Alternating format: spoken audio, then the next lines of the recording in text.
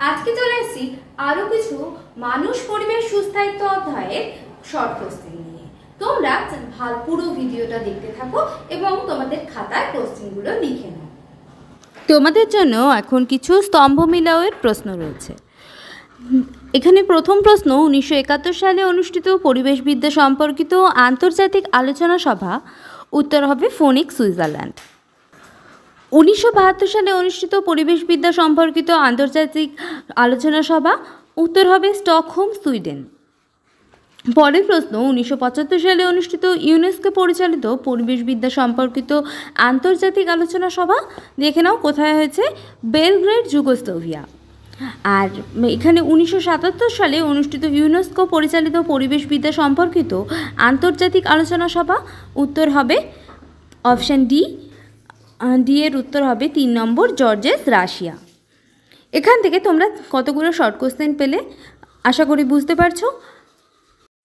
এখান থেকে তোমরা যে শুধু শর্ট কোশ্চেন পাচ্ছ তা না, এখানে 1 নম্বরের প্রশ্ন হচ্ছে যে এমসিকিউ প্যাটার্নে যে স্তম্ভ মিলাও, এটা 1 নম্বরের প্রশ্নও দিতে পারে বা প্রত্যেকটা ইন্ডিভিজুয়ালি একটা প্রশ্ন দিতে পারে। এরপর রয়েছে the fundamental of environmental science. উত্তর কি হবে? উত্তর হবে 1974 সালে। আর এনভায়রনমেন্টাল সায়েন্স বটকিন এবং কেলারের এই বইটা কবে লেখা হয়েছে? এটার উত্তর রয়েছে 1995 সালে। দ্য কনসাইজ অক্সফোর্ড ডিকশনারি, এটা কবে প্রকাশিত হয়েছে? দেখো উত্তর হবে 1992। The Silent Spring, Rachel Carson, এটা কবে প্রকাশিত হয়েছে? উত্তর হবে 1962। দেখো এখান থেকে শুধু যে তোমরা স্তম্ভ মিলাও পাচ্ছ তা না, এখান থেকে অনেকগুলোই এমসিকিউ প্যাটার্নের প্রশ্ন পাচ্ছ, যেগুলো তোমার পরীক্ষায় অত্যন্ত ইম্পর্টেন্ট প্রশ্ন। আগের প্রশ্নটা তোমাদের যেগুলো বললাম স্তম্ভ মিলাও, সেটা খুবই ইম্পর্টেন্ট, আর এবারে যে প্রশ্নটা বললাম সেটাও খুব ইম্পর্টেন্ট। তোমরা অবশ্যই খাতায় লিখে নাও। এবারের প্রশ্ন দেখো, গ্রিন মার্কেটিং, এটার উত্তর হবে অপশান 3, পরিবেশ বান্ধব দ্রব্যগুলির বাজারিকরণ।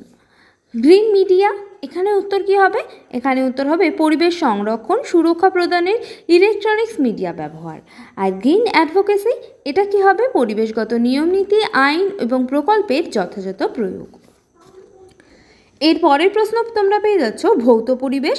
ভৌত পরিবেশ কি হবে? উত্তর দেখো, উত্তর হবে নির্জীব উপাদান নিয়ে গঠিত পরিবেশ। এরপর জীবজ পরিবেশ, জীবজ পরিবেশ কি হবে? সমস্ত রকম সজীব উপাদান নিয়ে গঠিত পরিবেশ। সামাজিক পরিবেশ কি হবে? প্রধানত মানুষ নিয়ে গঠিত পরিবেশ, এটা হলো সামাজিক পরিবেশ। দেখো এখানে খুব ইম্পর্টেন্ট প্রশ্ন, যে কোনো একটা ফুল ফর্ম তোমাদের কাছে জানতে চাইতে পারে, অথবা স্তম্ভ মিলাও হিসাবেও আসতে পারে। দেখো ইআই এর ফুল ফর্ম কী হবে? Environmental impact assessment. জিইএফ এর ফুল ফর্ম কী হবে? Global environmental facility. আর ডব্লিউডব্লিউএফ এর ফুল ফর্ম কী হবে? এটা তো আমরা সবাই খুব কমন জানি, world wide fund for nature. এটা সব থেকে ইম্পর্টেন্ট প্রশ্ন। দেখো এবারের প্রশ্নটা তোমাদের আগের প্রশ্নগুলোর থেকে একটু অন্যরকম।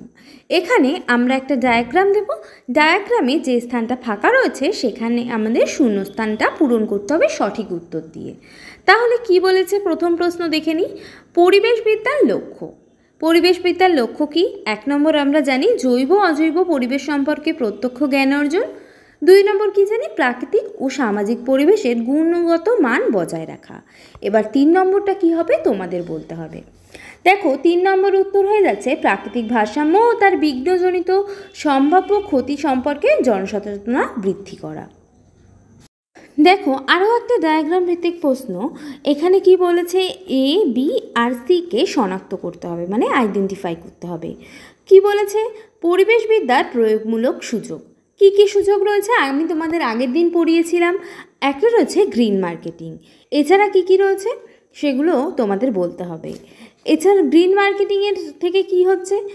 পরিবেশ বান্ধব দ্রব্যের বাজারিকরণ, আগের প্রশ্নেই তোমাদের বলেছি। এরপরে কি আছে? গ্রিন মিডিয়া, আর একটা গ্রিন অ্যাডভোকেসি। গ্রিন মিডিয়া কি করছে? পরিবেশ সংরক্ষণ ইলেকট্রনিক্স মিডিয়া ব্যবহার করছে। আর গ্রিন অ্যাডভোকেসি কি করছে? পরিবেশগত নীতি আইন সম্পর্কে এবং প্রকল্পের প্রয়োগ করছে।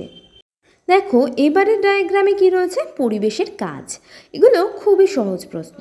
পরিবেশের কাজ কি? প্রাকৃতিক সম্পদের যোগান দেওয়া। আর একটা কি কাজ রয়েছে? নান্দনিক নৈতিক মূল্যবোধ সৃষ্টি করা। জীববৈচিত্র্যের স্থায়িত্ব প্রদান করা। আর ফোর্থ ঘরটায় আমরা কি বসাতে পারি, এখানে যে অপশানগুলো রয়েছে তার মধ্যে বর্জ্য বিয়োজন এবং পুনর্ব্যবহার, এটা কিন্তু আমরা এখানে সঠিক উত্তর হিসাবে পেয়ে যাচ্ছি। আজকালকার পরীক্ষার প্রশ্নে তোমাদের এরকম ট্রিকি কোশ্চেন খুবই আসছে, তোমরা সেটা দেখেই অনেকেই ঘাবড়ে যাচ্ছ, যে প্রথমেই ভাবছো প্রশ্নটা কত বড়, কিন্তু এগুলো খুবই সহজ প্রশ্ন।